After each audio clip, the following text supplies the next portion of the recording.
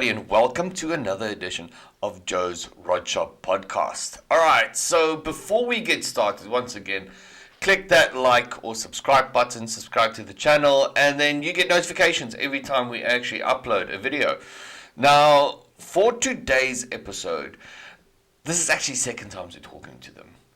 And that's just because they're absolutely great guys. We have Mike and Jim from Ringbrothers back on the show today, and they're going to give us a bit of an update on what they're building and the project that they've done and how things have just been on their side during COVID and everything.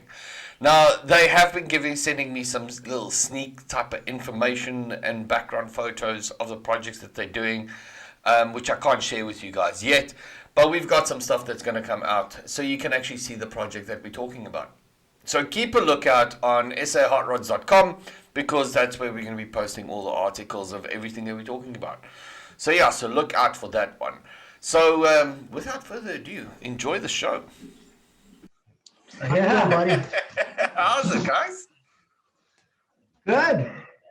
Did Nancy send you any pictures of the stuff we're working on? Yes, I got everything. Wow, guys, you guys have been busy, man.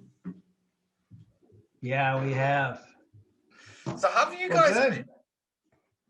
Good.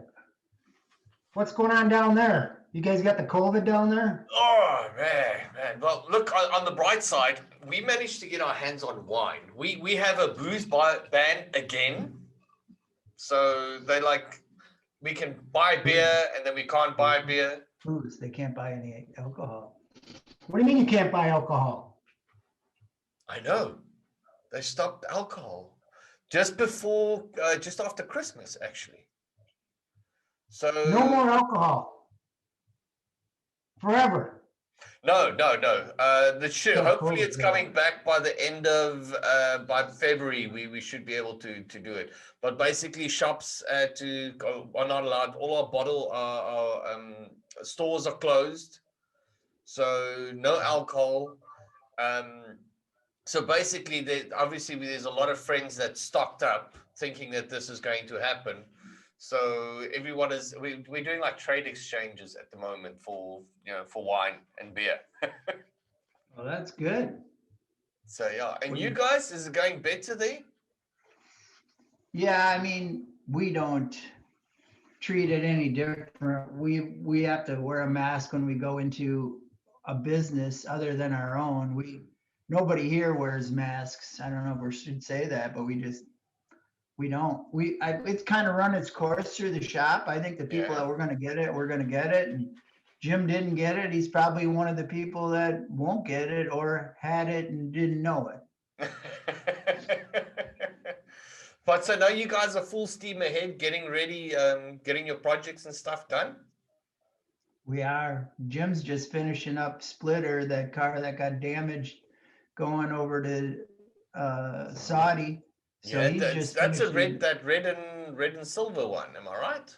Red and white, yep. Red and white, yeah. We had that one in the magazine already. What happened to it, if I may ask?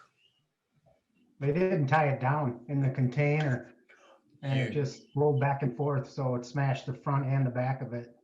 Oh, 3,000 miles on the sea, probably.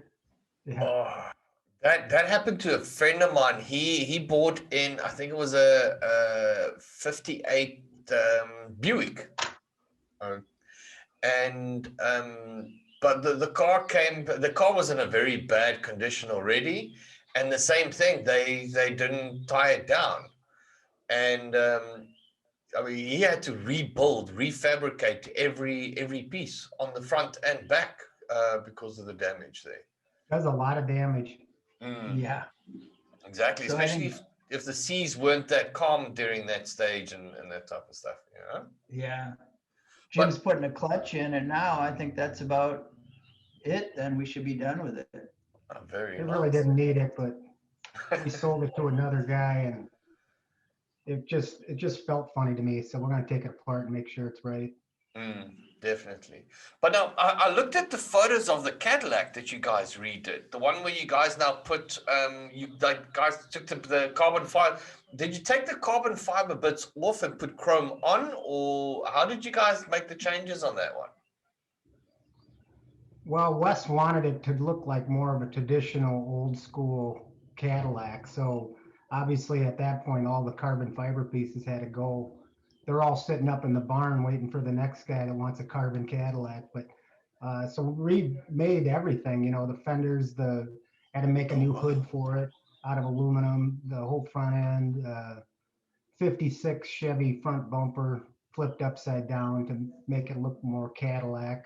Mm. Um, Machined all new grill pieces for it. Oh And wow. So you guys actually hand fabricated everything from scratch again? Pretty yeah, much. The only thing that was left was a deck lid. And then we did all the trim. We machined all the side trim, and then um, he brought it back for a third time. again yeah. It's here. Well, it's not here. It's done with us, but he then wanted us to put skirts on the rear. So we cut the fenders up again and put skirts on it and rescan the body because he wanted chrome trim around the front and back glass. So Which I think it needed that. yeah, Mm. it'll look nice on there. Oh, very good. So No, I saw the photos. It came out beautiful. I mean, when you guys told me that you guys chromed, changed it, and because I mean, I love that we had the Cadillac on the cover and everything. I was like, I don't know, but then when I saw it, I'm like, yeah, okay, he's right. It really came out nice. It came out beautiful. Wes is more of an old school guy, so I think it just fit him better the way it is now than what it was before. And how's the Blazer coming along? I mean, I've been going through the photos and stuff that you guys sent me. I think it looks beautiful, hey. It's kicking our ass. I mean, every time we turn around, it's something else. I mean, we sent there's 260 little parts for the seats inside that the seats are actually going to look like an old school lawn chair, basically with the woven Oh straps, wow. and which will be all leather, but each strap goes through a machine piece of aluminum that we sent out and had anodized. Well, first time they anodized them the wrong color, so we sent them back again, and then they anodized them the wrong color again. So Oh we wow. sent them back again, and now we're hoping it'll be closer to what we want. But uh, yeah, it's just been one thing after another on that thing.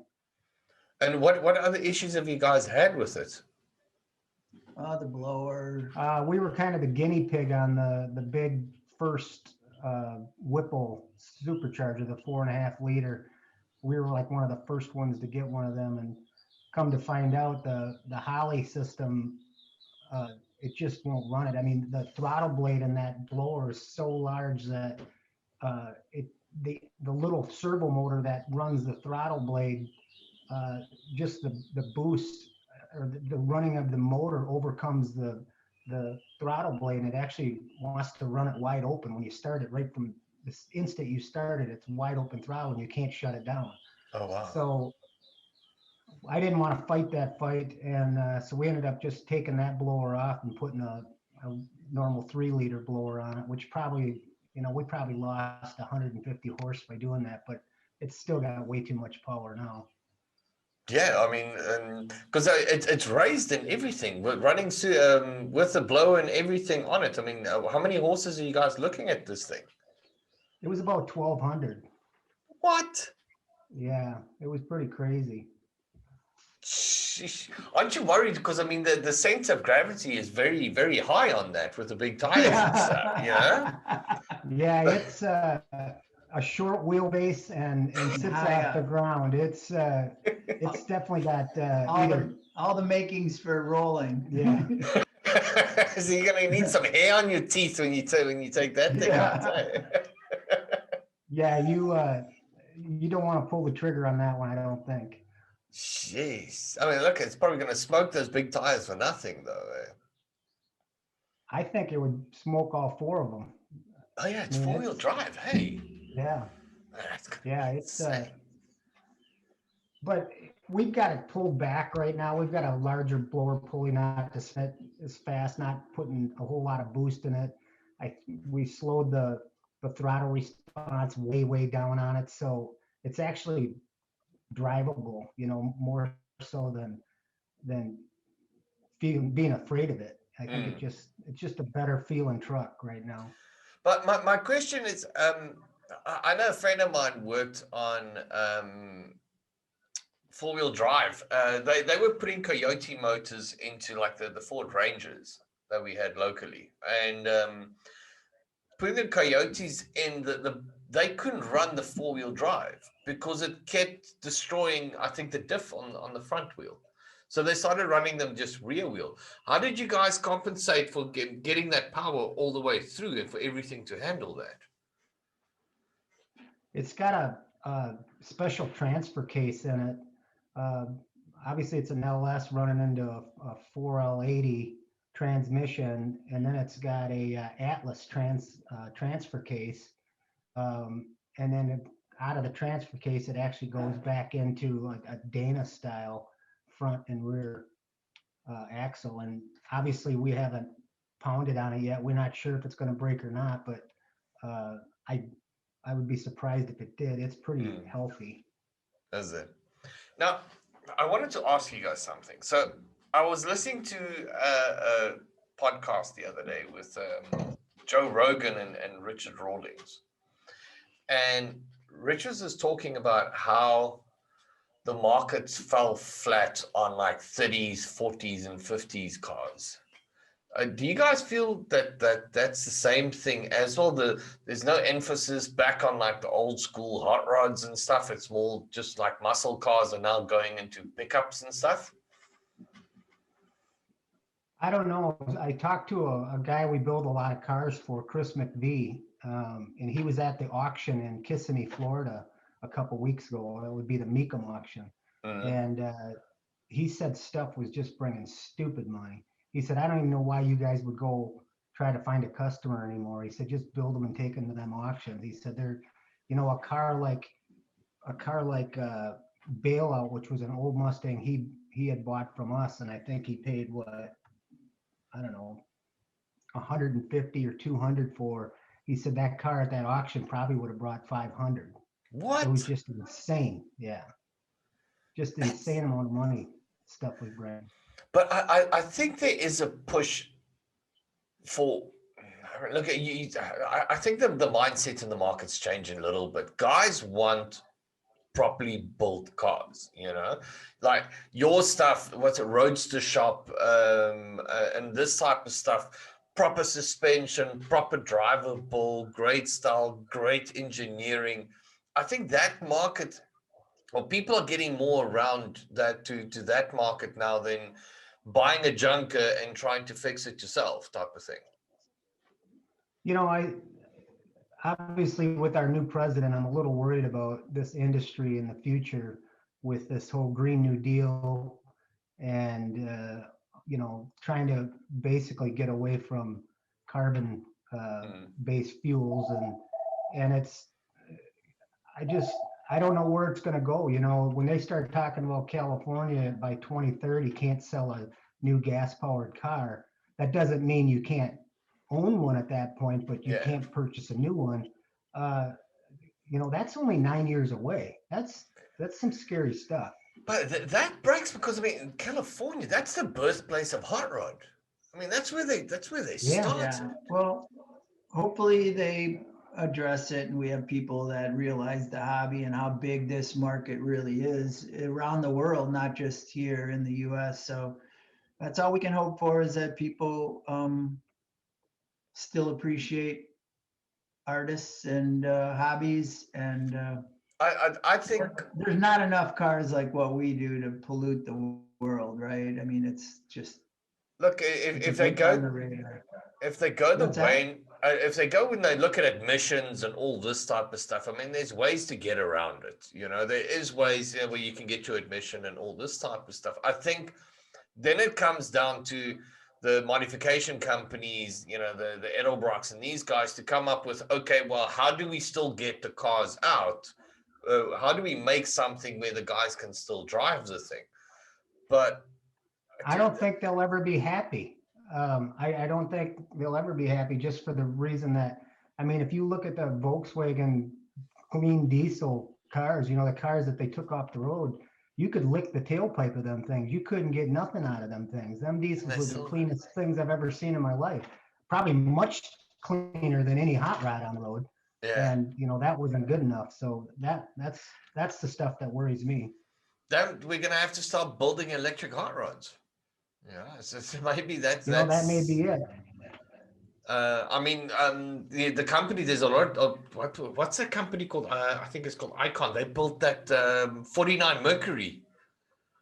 Yeah, they've Um, done a few cars electric. Yeah, but I mean, that Mercury looks beautiful. I mean, that thing looks badass the way they did it, and they did it yeah, it's in cool. such a nice style with the battery. The batteries look like a big block and this type of stuff on the front. So I mean, that's a Yeah, very unique style. But like you said, in 9 years. But I mean, look. I understand in the US, it's all depends on the different states and what the rules and regulations. Um, Knowing Texas, they're probably going to take another 20 years just because they love their right. cars. But the Yeah, thing is, and I'm sure with SEMA and stuff will back up the industry. It's too much money. I mean, to try and not shut down the aftermarket or the custom market. It's just the amount of people that would lose their jobs. right. Um, Yeah, there's definitely there's a lot of people in this industry, and it's a great industry, and it's I worth believe that they'll billions. they'll keep it going. Yeah, Right, it's worth billions. billions more than anything else. And like you said, the effect is not just there; the effects across the world. What would be Right. interesting is going to see what companies like SoCal and all these guys do are actually situated in in California. If they're all going to go do what most guys from California are doing and going, oh screw this, moving to Texas or some other state or something, and just move out so they can keep going and keep building. Yeah, guys do what they have to do to keep their hobby and business going. So, You just hope that they don't move to that other state and vote the same stuff back in. Yeah. So you guys are getting ready with the Blazers. So in the mail you guys said that so that's going to be at SEMA this year, if all goes well. Yeah, Um, if there is a SEMA. ah, I'm hoping. I'm like set, ready to go. I mean, I'm so excited to get there this year. Maybe because I mean I've been missing it for so long, but now there's that other project that you guys are telling me about. That pickup, the cross with yeah. I saw the photos. That thing looks insane, and you guys have been busy with that thing for a long time, haven't you? Yeah, there's a lot of engineering on it, and we're still just on the phone with them, as a matter of fact, when you called in. So hopefully, we're a few weeks away from actually starting to build the chassis.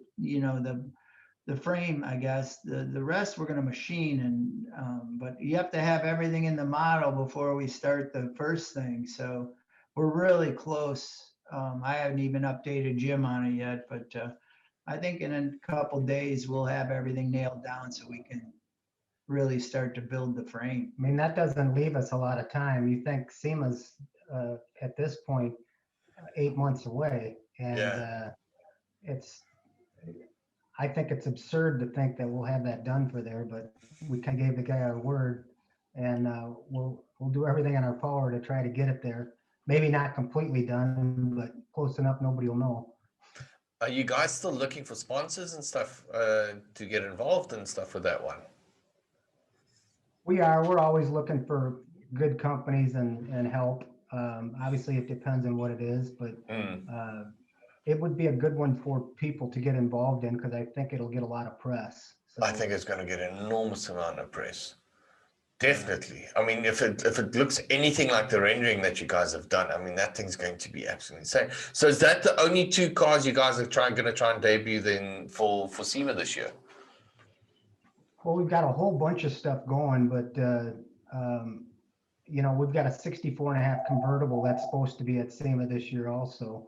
Mm. I don't see It's a that being a Mustang. problem. Yeah. I think that should be there. It just depends on how much stuff we want to take out there. The cost for us being in the Midwest, hauling it halfway across the country is tremendous. And our truck and trailer, our rig really only hauls 2 cars. And then if you hire to get it done, you have to almost babysit it before and after the show just to make sure it gets put on or the truck that's taking it back if it's not your own logistics. And so it's other people's vehicles, by the way, it's not your own. So Exactly. there's just all kinds of headaches with transporting cars. And honestly, SEMA, the whole picture, it's a very expensive, far away deal. I mean, it's fun when you get there. There's no doubt about it. We have a good time.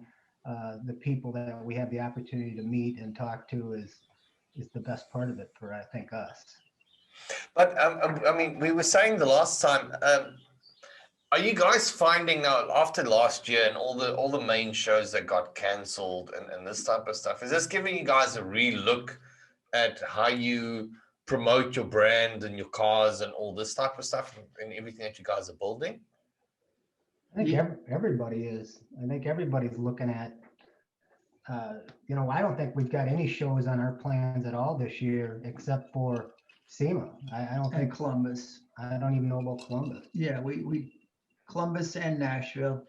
So we Okay. do have a few, but whether they go or not, we that's day by day anymore. I mean, we don't get too worked up until the lights on. Right? I don't even know what we take to them shows. Yeah, I mean, we'd have to take Uncle or something. Yeah. So there's things we'd take. It's probably cars that people have seen already, but that doesn't mean they've seen it down in Nashville or Columbus. We haven't been there with them. So yeah, it definitely makes us think about how we're doing everything. And, I think, it works this year to do a lot of digital, but maybe it is back to a few shows again and, get the excitement of people showing off their stuff too, because that's what it's all about. I mean, to sell your product, people want to go to a show and show what they've done, not necessarily us, just the people that have bought our stuff, and people want to get back together again. So I think it's going to be a good mix, and people appreciate the shows probably even more than they have in the past. It's this.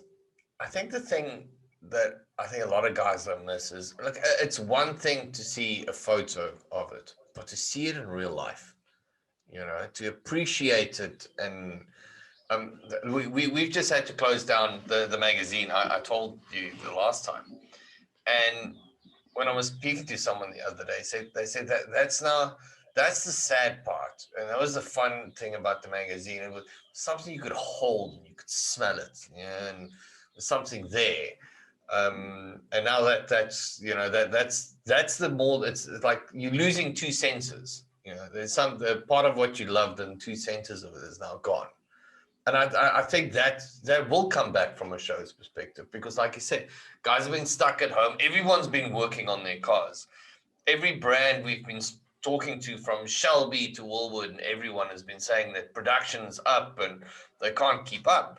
But you guys are saying you guys are busy as well from a production. So there's a lot being built that needs to go out there, and guys still want that recognition. They still want to park their car and have people walk past and go, wow, you did this. Mm-hmm.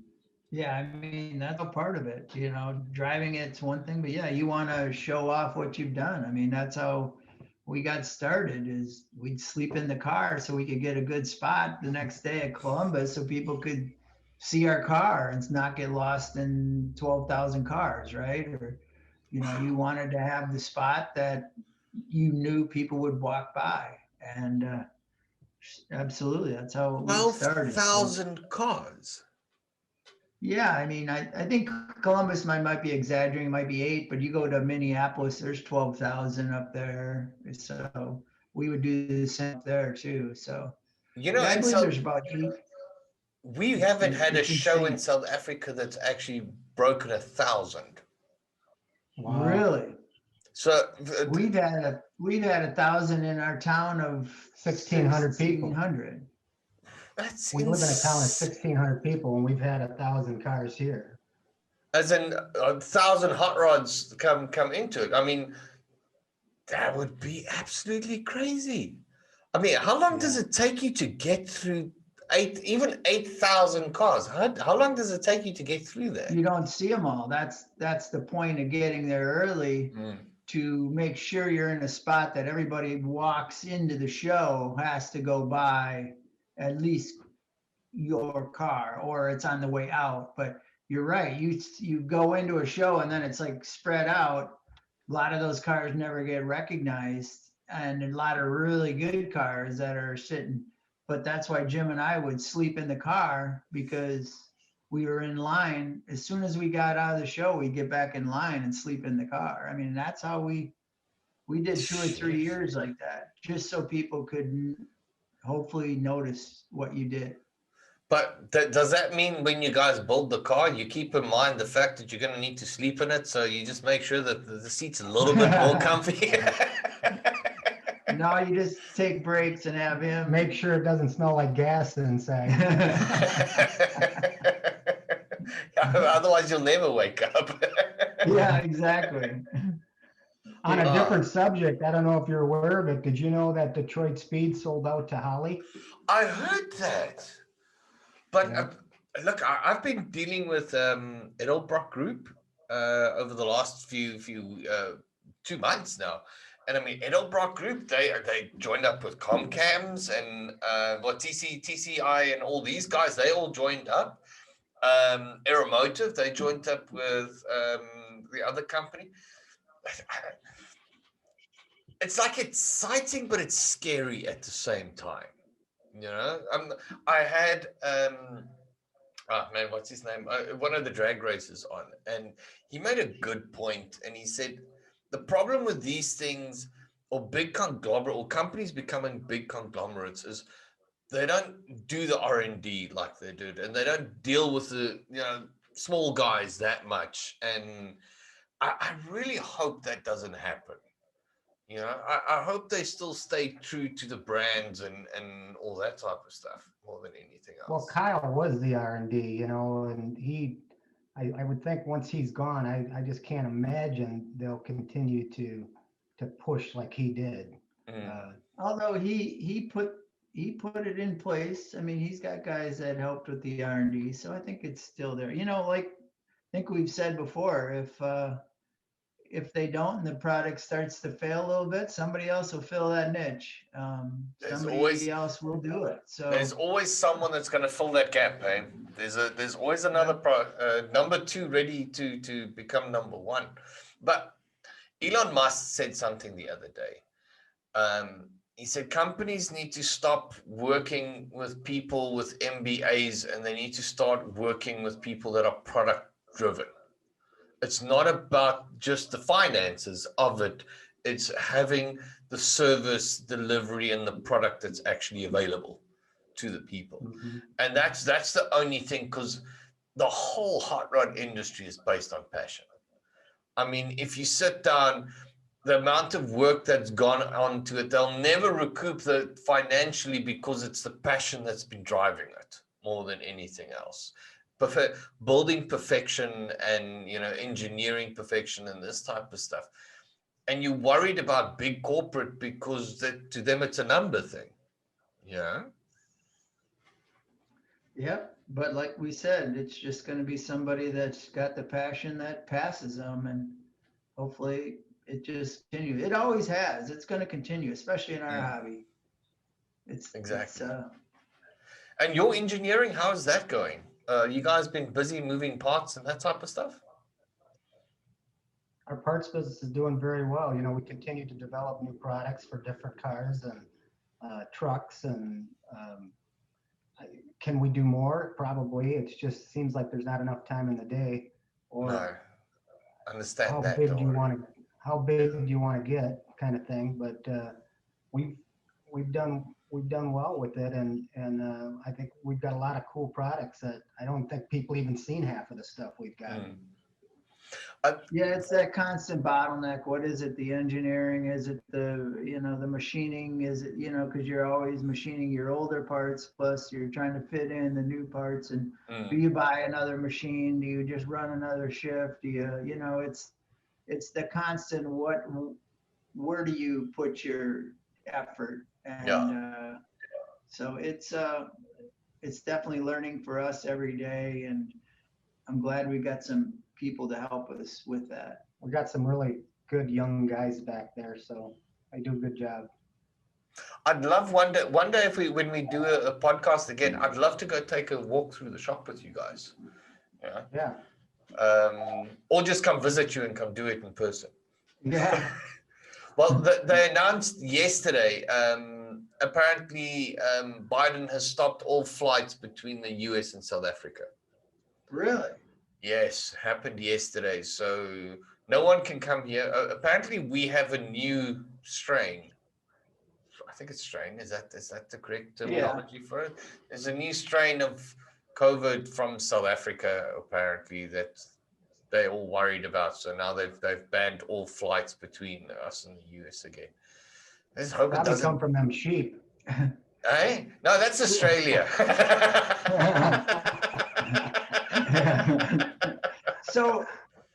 So when they say new strain, is it that they're worried that the vaccine won't even work on that one, or is it just faster?